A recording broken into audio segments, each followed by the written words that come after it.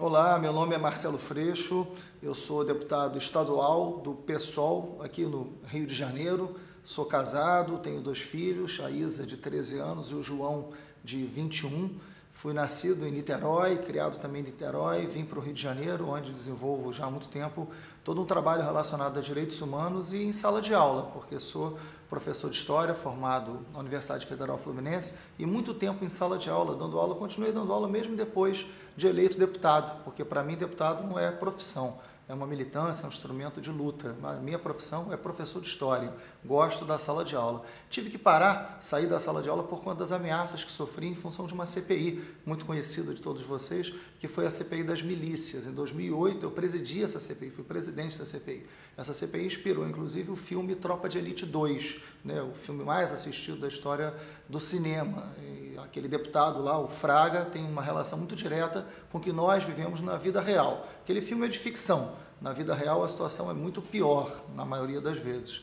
Essa CPI levou à prisão mais de 600 líderes de milícias, entre eles deputados, vereadores, pessoas que chefiavam essa máfia estabelecida no Rio de Janeiro, que está longe de terminar, mesmo com essas prisões. Eu sou um militante de direitos humanos, tenho um trabalho de longa data dentro das prisões, como professor, como educador popular, porque acredito que a luta política é uma luta pedagógica, uma luta de convencimento, é uma luta pela dignidade humana. E por isso eu fui candidato em 2007 e fui reeleito agora na última eleição para deputado estadual como o segundo mais votado, com 177 mil votos. Foi uma votação muito surpreendente, uma votação que nos deixou muito felizes. E agora decidi ser candidato a prefeito na cidade do Rio de Janeiro.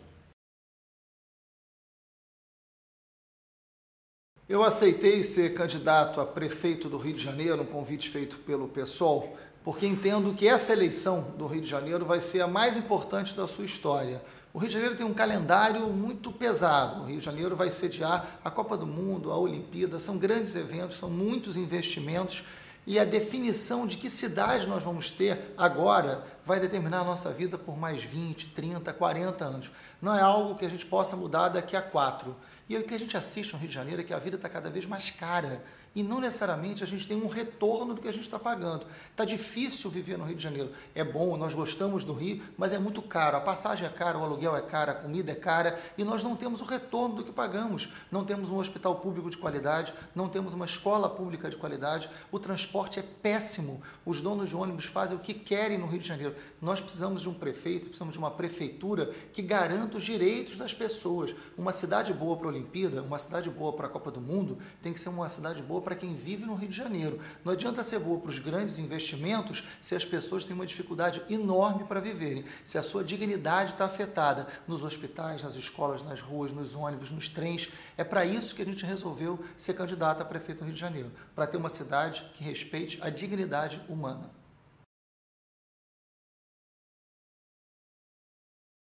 Tem uma frase de um alemão chamado Bertolt Brecht que eu gosto muito. Diz assim: nada deve parecer natural, nada deve parecer impossível de mudar.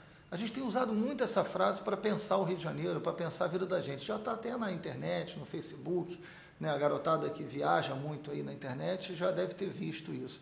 Tem camisas.